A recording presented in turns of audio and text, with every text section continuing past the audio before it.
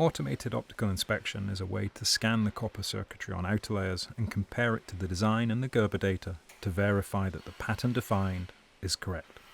Before scanning with AOI, we clean the outer layers to remove any debris or surface contaminants. Then the machine does the scanning, comparing the scanned image to the customer's Gerber data.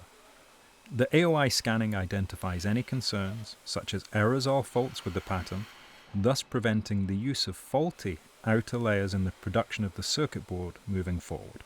The second stage is the verification stage, where operators check if the concerns identified during scanning are acceptable or not. They inspect the circuitry for issues like shorts, opens, missing copper or other damage to the copper pattern, ensuring that the circuitry, including conductor width and spacing, meet both customer requirements and IPC tolerances. Short circuits or excess copper can be repaired, but according to our PCB specification, however, we don't allow open circuits to be repaired or welded.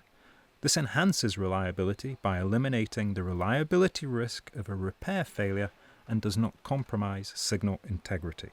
We also ensure that only the most suitable equipment offering good imaging qualities is used for our products.